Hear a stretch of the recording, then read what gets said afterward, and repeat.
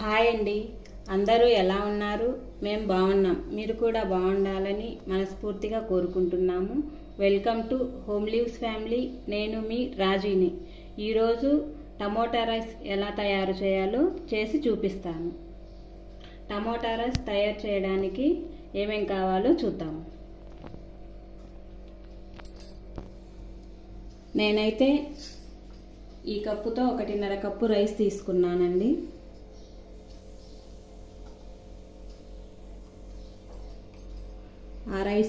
ఆ బియ్యంలోకి 3 టమోటాలు,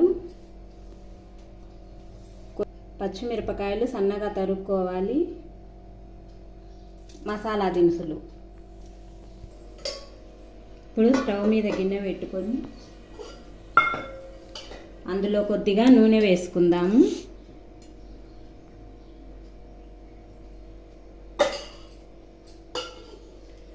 నూనె వేడెక్కేలోపు టమోటాలను మిక్సీ పట్టేసుకొని ఉల్లిపాయలు అవి తరుక్కుందాం. ఇప్పుడు నూనె బాగా వేడెక్కిందండి. ఇందులో మసాలా దినుసులు మరాఠీ మొగ్గ, జాపత్రి, చెక్క, లవంగ, యాలకులు, 1 యాలక, బిర్యానీ ఆకు, సన్నగా తరిగి పెట్టుకున్న ఉల్లిపాయలు, పచ్చిమిర్చి,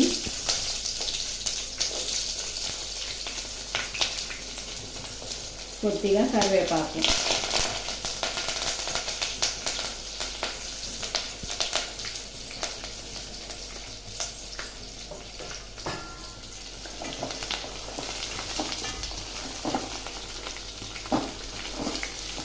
ఇవి బాగా వేగిన తర్వాత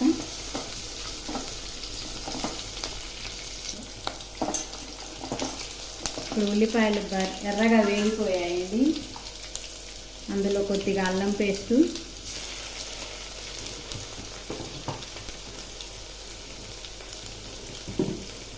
ఇప్పుడు అల్లం పేస్ట్ వేసాక అల్లం బాగా ఎర్రగా వేగనిస్తాను.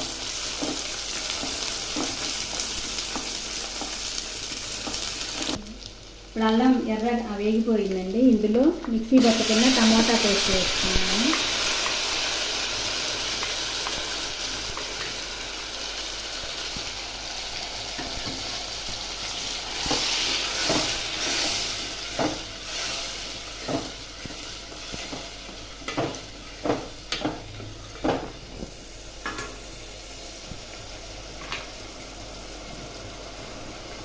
దీంట్లో కొంచెం కారం,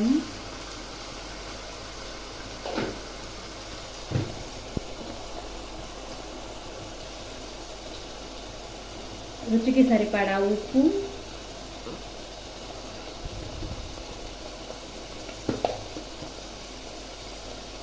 కొద్దిగా ధనియాల పొడి,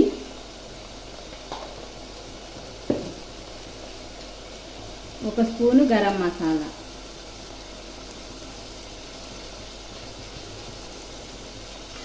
ఇవన్నీ వేసి మంచి ఈ వాసన పోయే వరకు బాగా వేగనిద్దాము.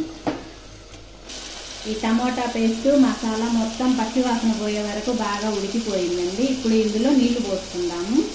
ఇందాక నేను రైస్ కుక్కర్ కప్పుతో 1.5 కప్పు బియ్యం చూపించాను కదా, ఆ కప్పుతో 1.5 కప్పు బియ్యానికి 3 కప్పుల నీళ్లు పోస్తున్నాను. అంటే 1కి 2 లెక్కన నీళ్లు పోసుకోవాలి. 1 గ్లాసు బియ్యానికి 2 గ్లాసుల నీళ్ళండి.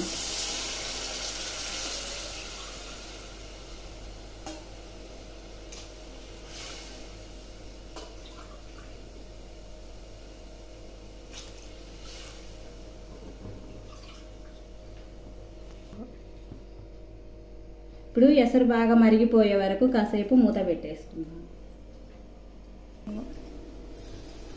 ఇప్పుడు ఎసరు బాగా మరిగిపోయాయండి. ఇందులో కడిగి పెట్టుకున్న బియ్యాన్ని వేసుకుందాము.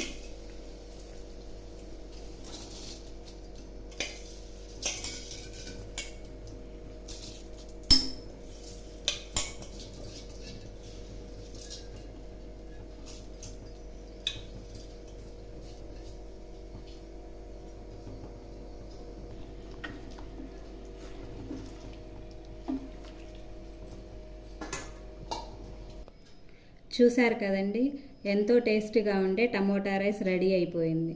ఇది ఎలా తయారు చేసుకోవాలో చూసారు కదా.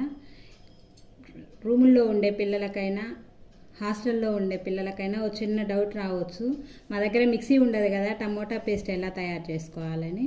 అవి సన్నగా తరిగి ముక్కలుగా తరిగి బాగా ఉడకనిస్తే సరిపోతుంది, మిక్సీకే వేయాల్సిన అవసరం ఉండదు.